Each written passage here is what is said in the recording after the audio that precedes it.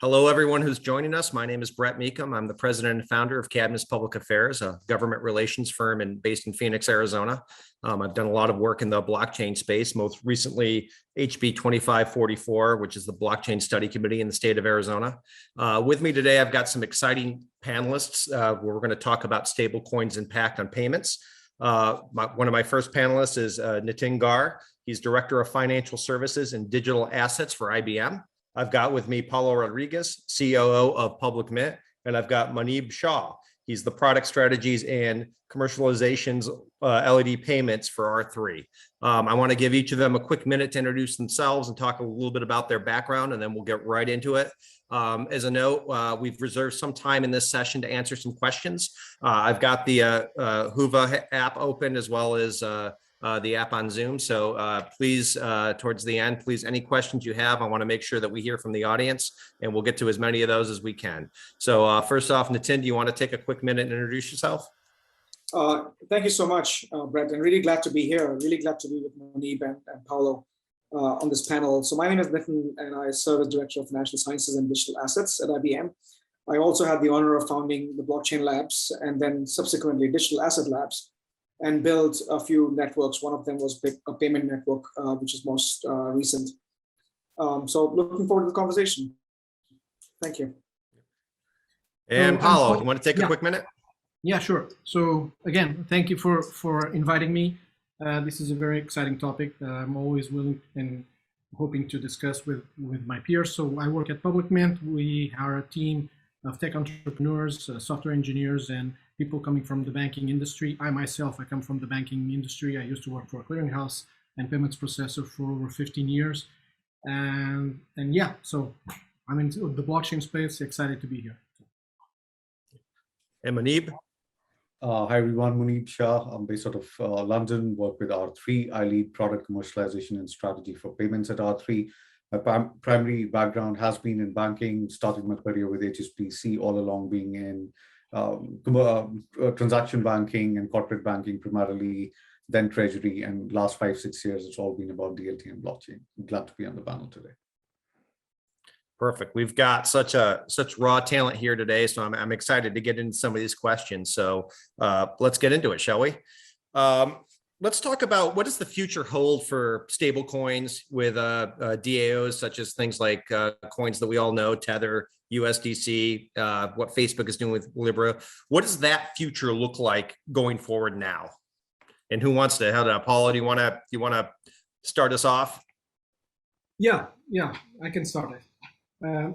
So coming from the banking world, I used to work closely with regulators, and I understand the challenge that regulators have in terms of fostering innovation, but at the same time, being able to make sure that you have the proper customer protection.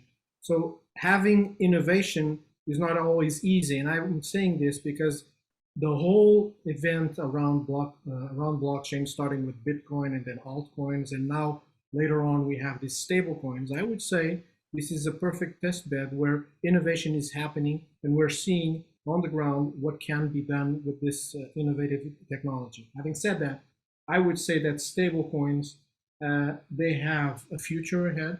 They will continue to grow up until a point where we will reach a mature environment where regulators are comfortable in creating their own CBDCs and being able to incorporate that innovation back into the banking systems. And Nitin, what do you think about that? Yeah, I'd like to actually take a step back in the origins of stablecoins. So if you look at if you go back a few years, and again, in crypto world, few years is eternity. Early days, 2014, 2015, when USDT was out, and then subsequently in 2017, when stablecoin took the world by storm. The genesis of stablecoin, in my opinion, was essentially to do two things. Essentially to keep up with the speed of providing fungibility to crypto assets, because crypto markets were largely illiquid for common people to participate. So if you want a miner, or if you want a person participating in crypto economic systems, you had to have some way to procure and acquire these assets. And at that point, it would become futile if you had to write a check or have some form of to move money through traditional channels. So stable coins came about to be able to inject some level of liquidity and provide fungibility to the crypto asset space. And that was the genesis of this whole thing. And while that was happening, we all were questioning the whole need for stablecoin. We were questioning, why do we need stablecoin when Ethereum and Bitcoin in the early days is trying to solve the issue of building payment infrastructure, and then the instruments themselves provide liquidity and become the payment instruments. But stablecoins did something really interesting. Stablecoin not just piqued the interest of non-technical folks who really didn't want to be mired with complexities of crypto, economic systems like mining and minting and proof of stakes of the world. But it gave them a chance to participate, give them an avenue to be able to liquidate or bring liquidity into the space and participate, whether they want to procure a coin and eventually use ETHs and BTCs and other crypto assets to procure other assets. And I think that fueled a lot of activity in the space. And today now we have NFTs and you have this marketplaces. So I believe, and that also fueled the conversation in regulated space, which is what Paulo, myself, and Munib deal with day in, day out, working with large financial institutions, is what is then the role of the sovereign currency of sorts. So the debate for central bank digital currencies and digitization of currencies took off. And while we'll talk more about that constructs in time to come, I'll just leave it at the fact that I see the future of stablecoin as not just an avenue to construct this new payment market infrastructure, which allows to build new rails to move fiat, but also sort of coexist with the projects that are emerging now from our central bank perspective to sort of future-proof the infrastructure, that if I can move tokenized fiat today with stablecoins, then I can use the same infrastructure that let's say Power is building to be able to move the central bank digital currencies in future. So I see that sort of duality in terms of how the systems will emerge. I'll stop at that. There's a lot to unpack there, and I'll probably love to get Munib's perspective here as well. Sure. I think. And jump right in, Munib. No, I think you nailed it, Nitin. So there's very less to add now. But the fact is, as you rightly pointed out, right? So the genesis has been that stablecoins were brought to purview more to aid the crypto asset trading and arbitrage to a certain extent. But now what we are looking at from a future perspective is stablecoins getting used more in an enterprise context, wherein it is now the currency, the de facto currency that potentially would be in the next 2 to 3 years, more in use, wherein B2B payments can happen leveraging stablecoins cross-border.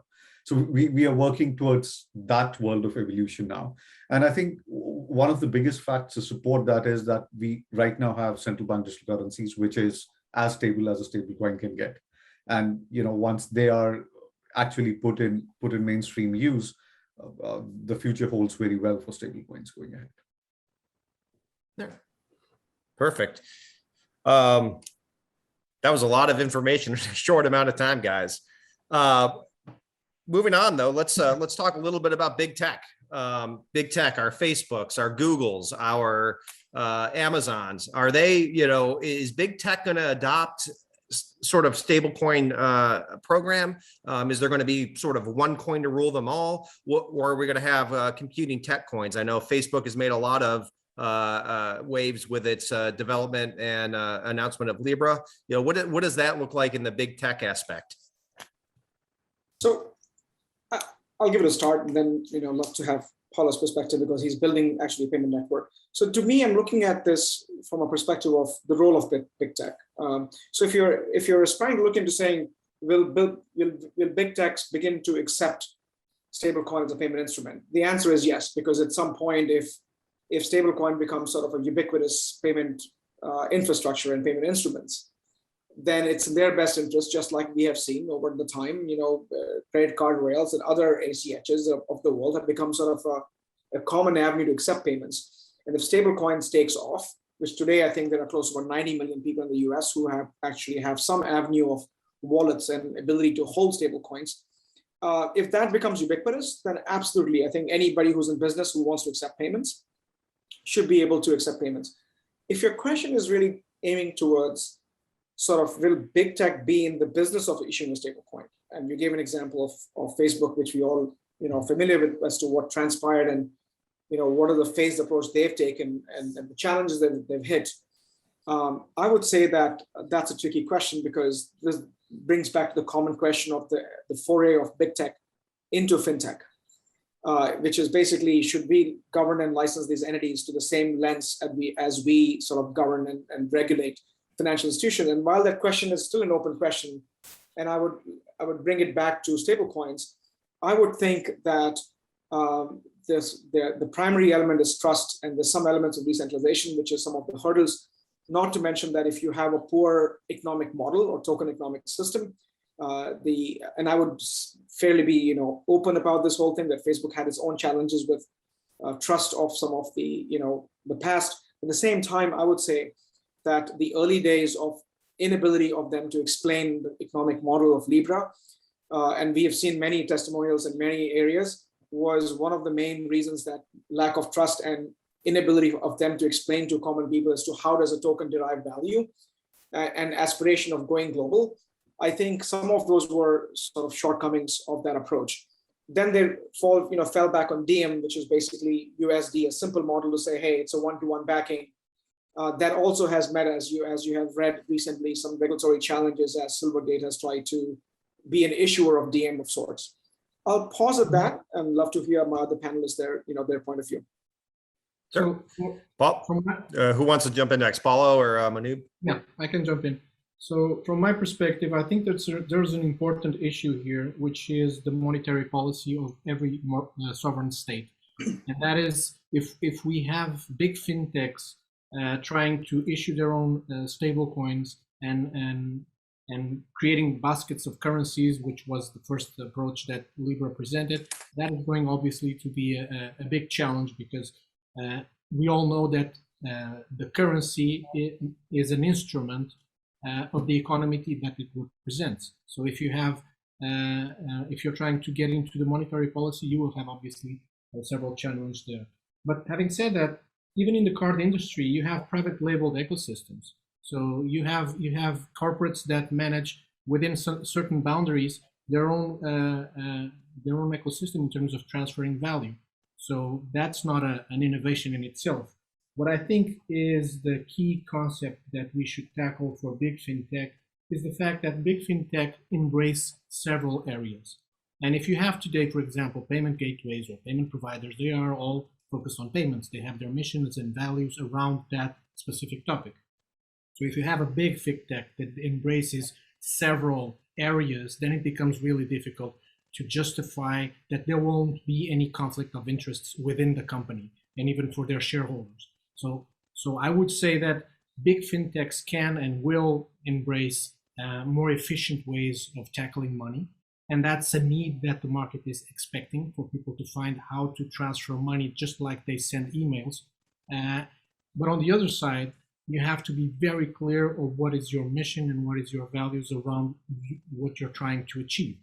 In our case, we are trying exactly that, to open up for people to develop their solutions on top of fiat, dollars, euros, pounds, not entering into the monetary policy, because that's a very specific role for others to tackle. Manib, what are your thoughts? No, I think I completely agree both with Nitin and Paulo. The fact here is that big tech, if you look at it from the perspective whether can they issue a coin of their own, the answer is absolutely yes. They have large enough collaterals to back these coins and make it possible. Would they do it? Possibly not, considering the regulatory environment around it, because as Nitin pointed out earlier, they would be then prone to a more very scrutinized regulatory audit and oversight in terms of how the macroeconomics with respect to that currency work. But at the same time, Paulo brought an interesting point forward in terms of corporates already having some sort of closed loop payment systems, and which have been in purview for quite some time, right? So you see, for example, BP issuing a fleet card for use within the BP ecosystem. That's a very typical closed loop system, and a stable coin would be no different than that if it is used in the context within the boundary of a corporate. And at the same time, we have also seen the Amazons and the Teslas of the world and others, starting to say that we are going to accept cryptocurrencies now, right? So the appetite is there. The element of them moving into that space is definitely there. Whether the regulatory environment permits them or not is something to be seen. And at the same time, I think one important fact that the question that you asked was, would there be multiple coins or would there just be one? I think one of the fundamental reasons for Facebook, for Diem and Libra, not to go to market as we expected them to, was that there was skepticism within the regulatory setup that would they monopolize this currency, right? So if, for example, we are allowing Facebook to do it today, would it be a monopoly for them? So there is definitely space for others to come into that. And I think regulators would want that to happen, that if there is a stable coin getting launched into the market, multiple big tech players should come and get involved and launch that coin rather than letting one entity monopolize that. And eventually we might see that happen, if the regulatory environment is a little more conducive for them. Sure. Perfect. I mean, this is I think we could spend probably 2 days on this entire topic. And great answers, guys. This is fantastic. Just a reminder to the audience that the questions are open. So if anyone would like to ask a question, I'm reserving some time at the end to make sure we try and get as many audience questions answered as possible. But moving on, we're gonna talk about kind of the what I find is probably the latest buzzword or buzz initials, CBDC. We've seen from a nation state perspective, lots of countries engaging in at least pilot programs and exploring the idea of moving towards a digital currency. Obviously, Bermuda with their sand dollar was first out of the gate. China has gotten all the fanfare with their e-yuan, but certainly Saudi Arabia, Cambodia, Brazil, UAE, Switzerland, Japan, Thailand, they're all exploring moving to a digital currency. What do you think this means for the future of global payments? And we'll start there with our panelists, and then I've got a few follow-up questions on that. So Munib, do you want to start this one off? Sure. So I think R3 has been at the forefront of central bank digital currencies for quite a while now, and we are very well known and embedded in that space. In fact, we have a sandbox of our own, which we have set up in terms of explaining the whole process of issuance of central bank digital currency and the transfer of value between the commercial banks which are involved in that setup. It's a prospect which has been growing day on, right? So we started with Project Enthnon, we started with Monetary Authority of Singapore, experimenting on CBDCs, and now almost every central bank is experimenting with CBDCs from an innovation standpoint. So the intent from a central bank standpoint today is to prove its value, to prove its merit, and go to market with it. We started with wholesale CBDCs, and I think wholesale CBDCs is something that we do forecast that we'll see getting more real in the next maybe 2 to 3, or at best, if you look at it not as optimistically, maybe 3 to 5 years. But what we have now started working on is the next evolution of CBDC, where we are now looking at the retail CBDC element of it. So in terms of giving this digital currency in the hand of retail users like you and me, who should be able to go and purchase a coffee at Starbucks using this digital currency, without having to worry about how the reconciliation at the back end happens. From a government standpoint, each government is looking at it in multiple realms, but fundamentally everybody is aiming to create this new financial infrastructure wherein you have, less operational cash locked in terms of making payments happen. Yeah. What do you think, Paulo? CBDCs? Well, yeah, so we see a lot of experimentation around wholesale CBDCs and retail CBDCs. So there's a different paradigm there. In retail CBDCs, you have to be much more concerned about privacy and consumer protection. In regards to wholesale CBDCs, I would say that the main challenge is to understand if it's worth it or not, depending on the investments that already were done in infrastructure for real-time gross settlement systems. So there is a play there, and there are different drivers for each of those discussions. There are countries that are looking into a CBDCs just to abolish cash because they are already used not to use cash. And I remember I was in Iceland maybe 10 years ago and I presented cash and they looked at me very surprised because they don't use cash. That's one example. But then you have financial inclusion on the other side, and you have countries that are much more interested in global adoption. And that obviously relates to what's going on between China and the US in regards to the usage of dollar as the main currency today. So just going back to the stablecoin discussion, I would say that all the stablecoin projects that are out there, they are doing basically a favor to the dollar in the sense that they are still typically pegged to the dollar. So if we hadn't had any of those, probably China would be much better positioned in terms of having people using their currency. And it's not a coincidence the fact that they also want to use the Winter Games next year to have people coming in and start using their currency. So there are different agendas for each CBDC.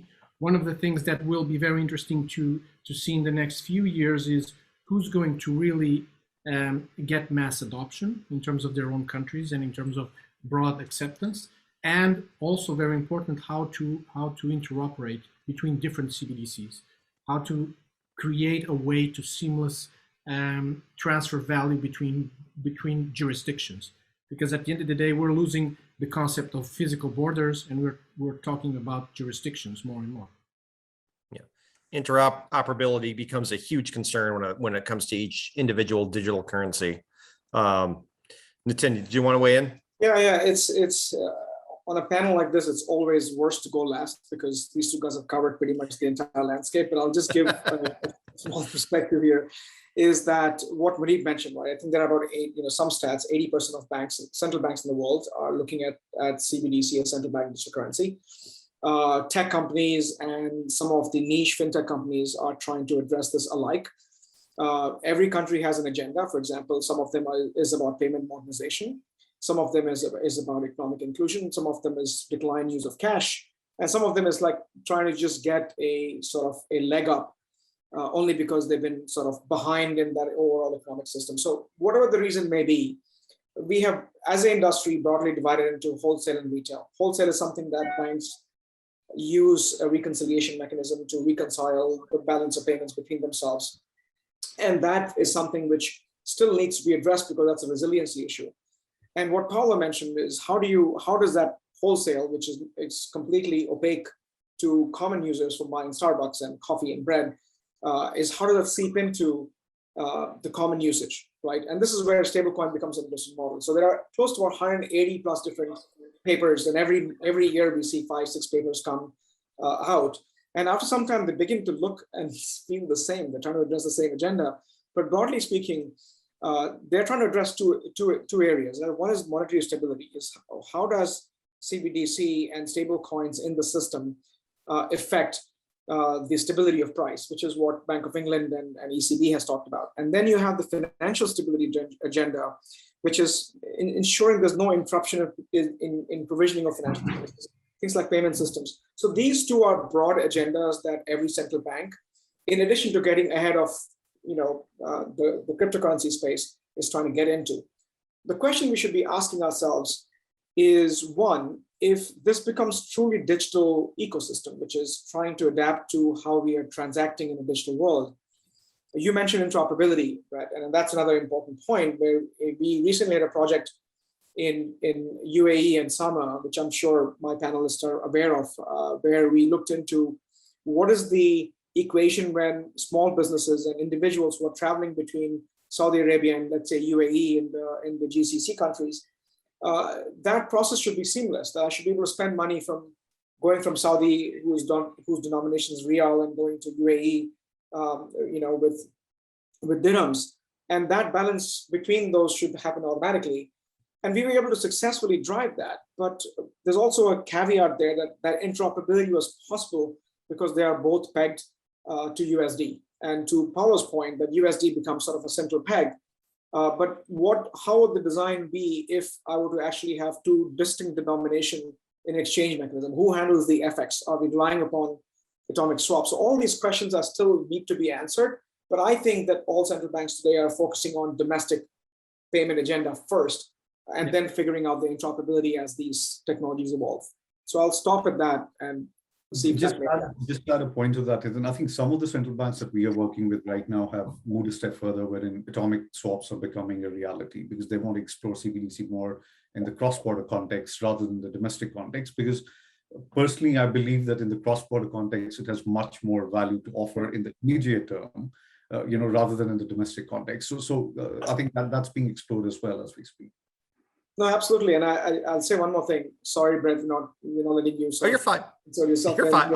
I'll cut you off when I need to. Okay. So the thing is, like, what Power is building from a USD-based sort of stablecoin network, and what Munib is talking about, right? I see that as the path to CBDC, which means that you're already building that infrastructure that's capable of transacting with digital fiat or tokenized fiat, so to speak. And our selling point to the industry was that the stablecoin will lay the foundation for you. So when CBDC becomes a reality, 3, 5, 7 years from now, then you have the infrastructure to deal with it. You're not building the infrastructure, because most central bank are really focused on monetary and financial stability, not so much as the infrastructure. It's a different entity in most countries that is focusing on figuring out the actual infrastructure that is allowing for more payments. So you do see a two-tier model where this private-public model comes to life, and the work that Munib and me and Paolo are doing is really towards that goal, if that makes sense. And I think just to complement on that, I agree with Nitin when he was saying that stablecoins and the natural evolution of stablecoins will coexist with a future CBDC in any domestic market. What I foresee is that once each jurisdiction decides on how to map privacy into their own CBDC, whether it's a wholesale CBDC or retail CBDC, there will be a space for a scheme owner, basically someone that owns the rule set for what needs to be implemented. And that means that there will be technical providers available and with experience out there that can simply implement those rule sets and coexist in the same space. So that's a natural situation that we've already seen before in the payments industry. For card payments, you have domestic schemes, you have international schemes. Even for payments, you have domestic schemes for instant settlement, and you have cross-border settlement. There's a whole space for technical providers to implement whatever scheme is defined by each jurisdiction.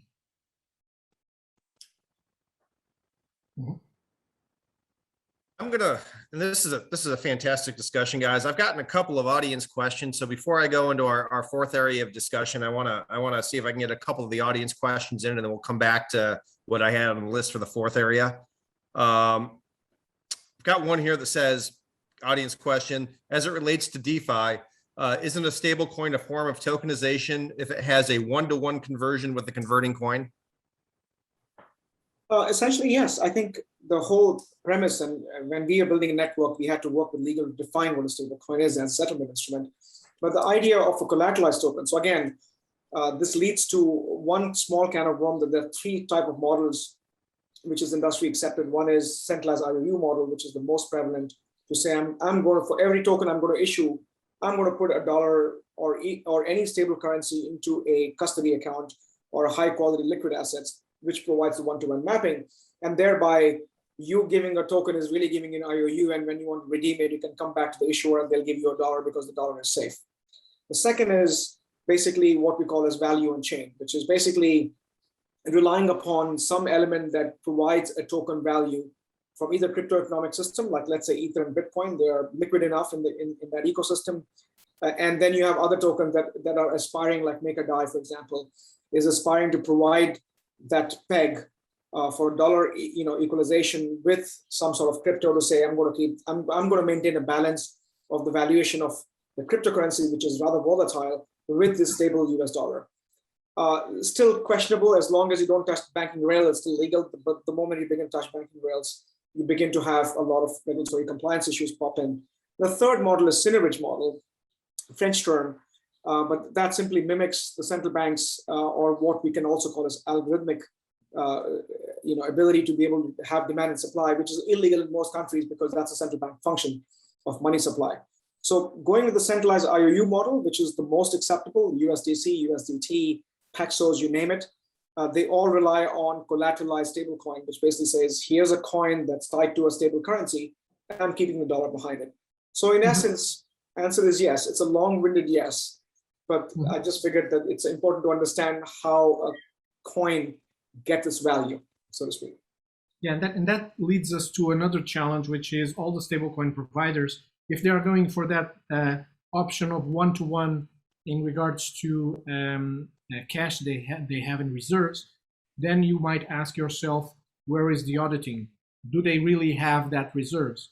Is that something that currently is provided by banks and trust companies? Are they providing that same kind of reliability? Is it FDIC insured or not? Those questions we might ask to some of the stablecoin providers, and there are some questions that remain in regards to that. Obviously, from an end user, The end user doesn't care. If the end user, the only thing he cares is that if I have money there, and if they say that I have money there, I can take it out anywhere, anytime, anywhere, right? So it should be FDIC insured, because that's what users are used to when they're dealing directly with banks. So there's also an evolution to be made there in terms of stablecoins to make sure that even if you're tapping into the latest innovation in the CeFi or DeFi space, you have the customer protection that you are used to. And that's basically what needs to be done.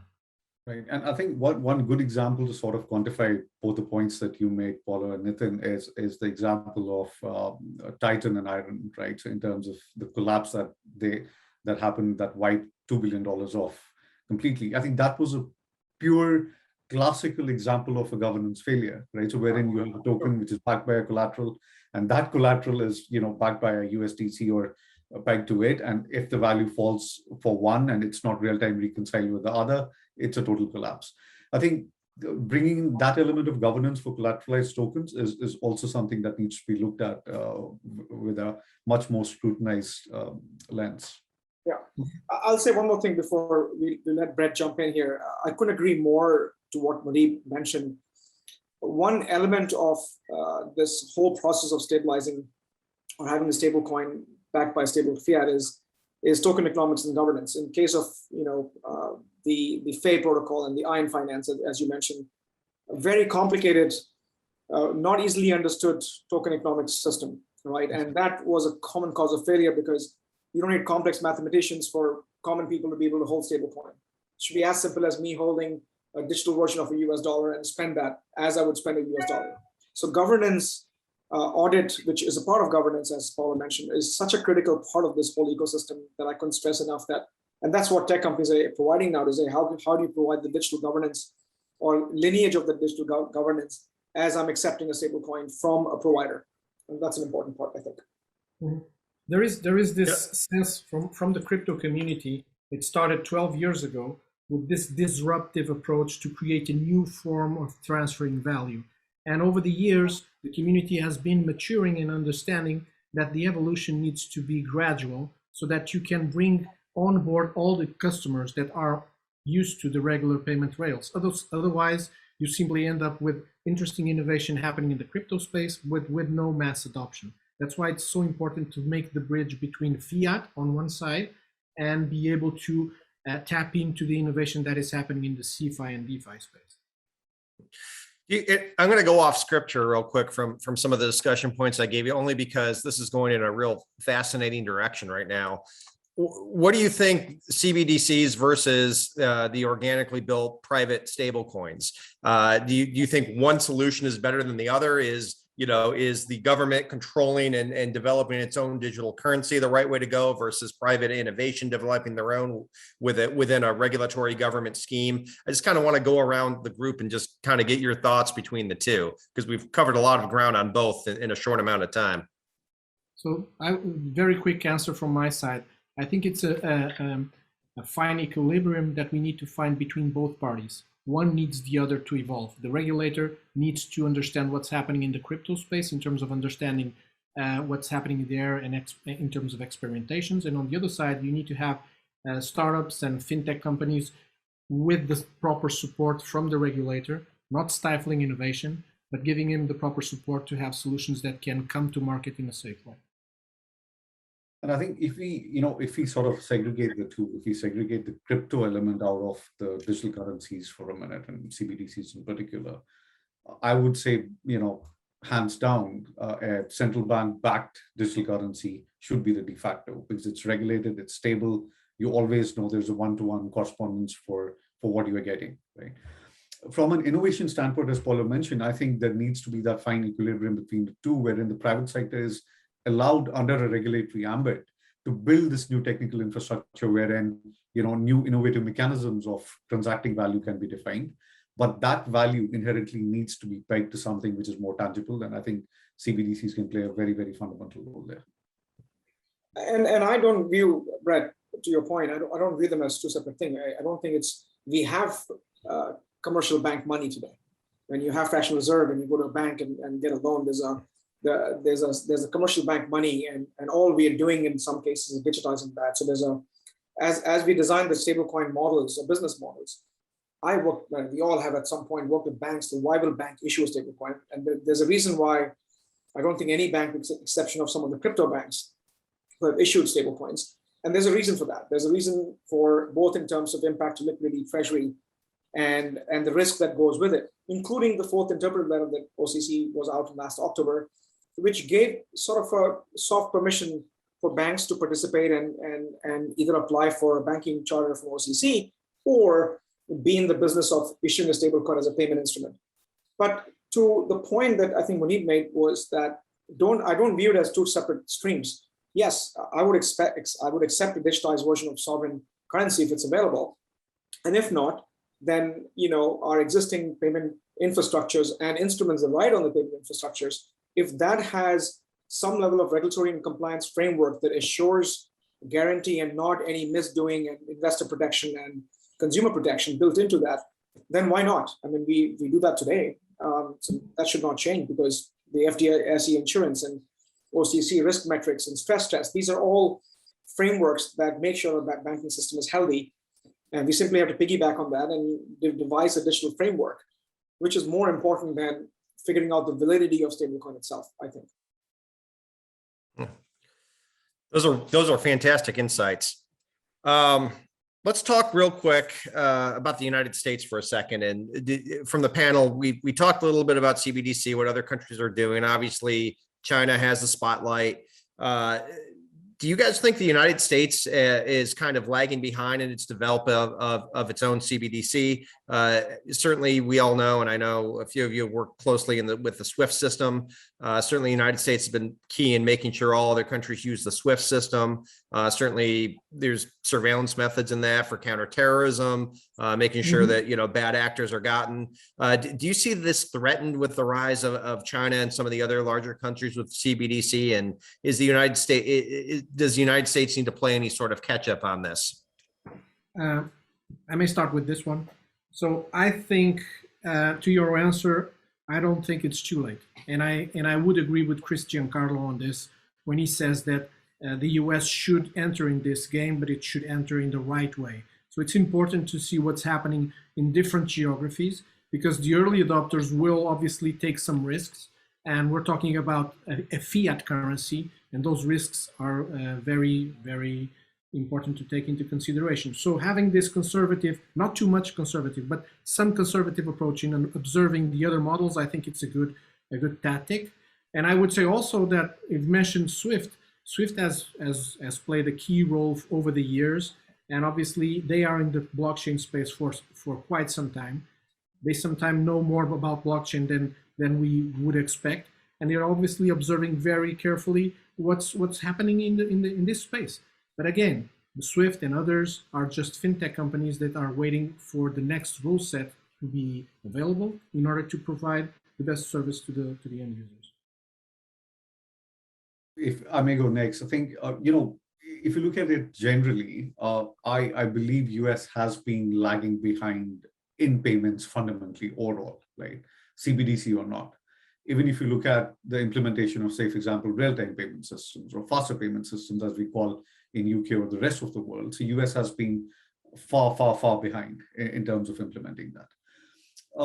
So that's the traditional, genesis of where US is with respect to payments, with respect to economies like in Europe or, for that matter, Asia.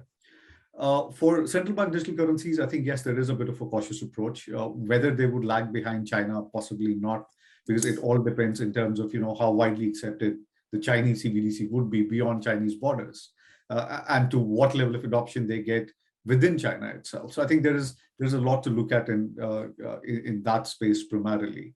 Overall, it's not too late, as Paulo mentioned. I think it's still in experimentative stages, and I think we can still get ahead of the curve.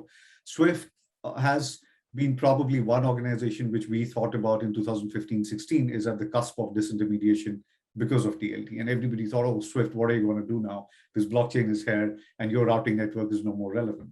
And Swift had a very interesting answer at that point. They said, fair enough, if you don't want to use our routing network, you'll still use our messaging standards. And today, every commercial bank that you think of has invested so much heavily into implementing ISO 20022. To move away from that is tangibly impossible. So Swift would always be intertwined in this journey of DLT blockchain in one way or the other. If not the network, messaging standards would definitely stay. And at the peril of going last and having the two eminent speakers finish the one thing, few things I would agree with Muneeb that it is not just about Rails. There's integration with liquidity and treasury and systems, and there's also the whole element of what OFAC guidelines are. And I think Swift, as a network, has provided that. And I think Swift we should not discount, like Paolo mentioned, and we know it that they have expended a lot of energy and time in understanding the tech. One, because they're directly impacted from a disintermediation perspective, but at the same time, I think they do play a significant role in connecting the world's global sort of financial systems. So the question becomes, why is US slow in adopting?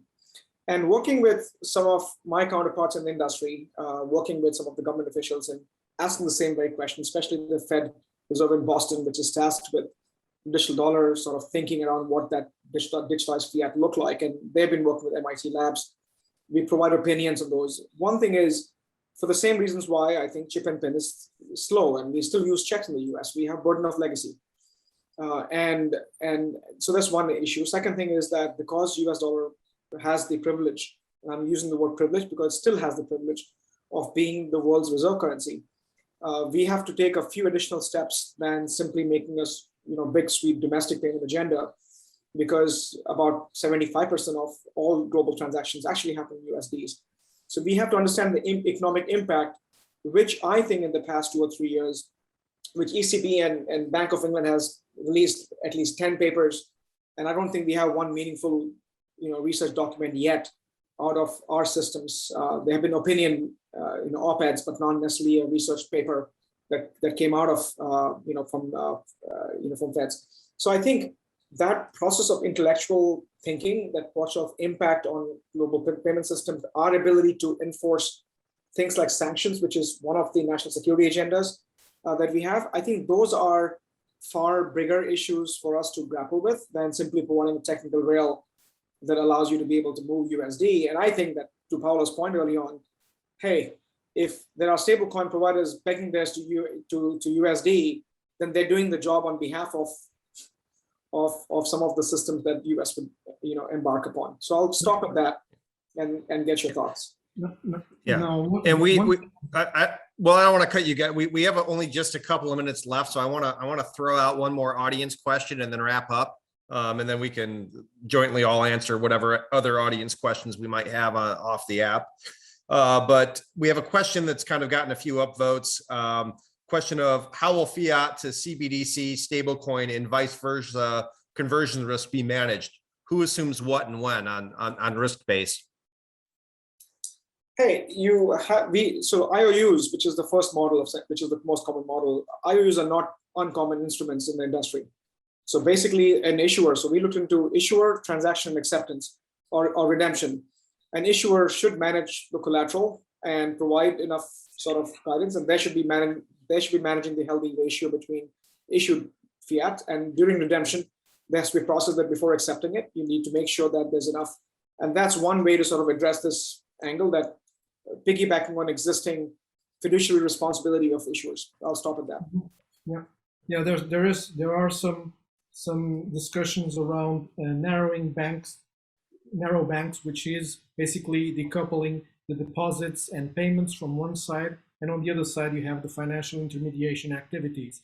That could be another way to have regulated entities that act as issuers on a tier 2 approach to make sure that you have the custody of fiat properly regulated and supporting the synthetic versions of dollars that are circulating on blockchains, for example. One comment that I wanted just to add on this is that we live in a world today where there is information everywhere. Everyone has access to information, and innovation is happening everywhere. We have a huge community in the blockchain space that is eager to deploy their own solutions. And I would say that any regulator that tries to contain that innovation will only shoot themselves in the foot. they need to embrace and make sure that that innovation falls into their own fiat currency and not into other fiat currencies. Anyway, just a side note that I think it's important to stress out. In fact, on that point, Paulo, what we have been at R3 consciously looking at is making it possible for these digitally native networks coming up on Ledger to interact more seamlessly with existing fiat payment rails. Yeah. And it should be no, less or better than interacting with the stablecoin rail or interacting with the CBDC rail. And that interop between the three would be the pivot to take us forward, because we need to have a mechanism wherein fiat, stablecoins, and CBDCs are able to interop in a more efficient manner. At the end of the day, it's all about mass adoption. And if we consider the end user never knows if it's a blockchain underneath, if it's a database. They don't care. They don't want to know what are the details. It should be totally transparent and should be as easy to use as possible. So if you find this ability to have retrocompatibility with all the payment rails that they have currently, and now all of a sudden you have additional value to the end users because you're using underneath or under the hood some new technology, that is how we believe we should all pursue that model. And that's what we're honestly doing in trying to bridge the gap between the innovation in the blockchain space and the regular user that doesn't know anything about blockchain. Yep. We are at our time limit, but I want to just go around real quickly, 10, 15, 20 seconds to each of you. Final thoughts. I'll start with Nitin, whatever, just to wrap up this panel, and then we'll sign off. Yeah, I'll just say that it's an exciting space to be. And as professionals, both technology and fintech and financial professionals, stay tuned, contribute, write, and be a part of this community to bring about the change. I'll leave it at that. Okay. Muneeb? Oh, it's an immensely evolving world, right? So there are a lot of unknowns still. We're also learning as we move through this journey. And I think, as Nitin pointed out, please be inclusive, provide your thoughts, inputs, insights, and we'll be more than happy as technology providers to take them in and get back to you with some, proof of concepts in terms of how it actually works.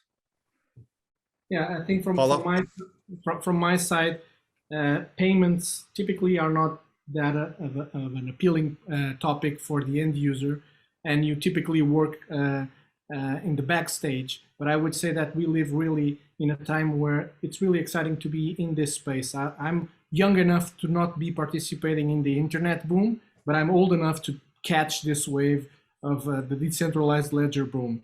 And we're very happy to be here and happy to contribute. Yep.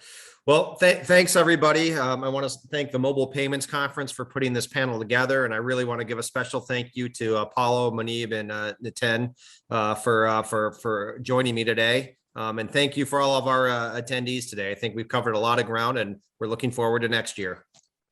Thank you. Guys. Bye.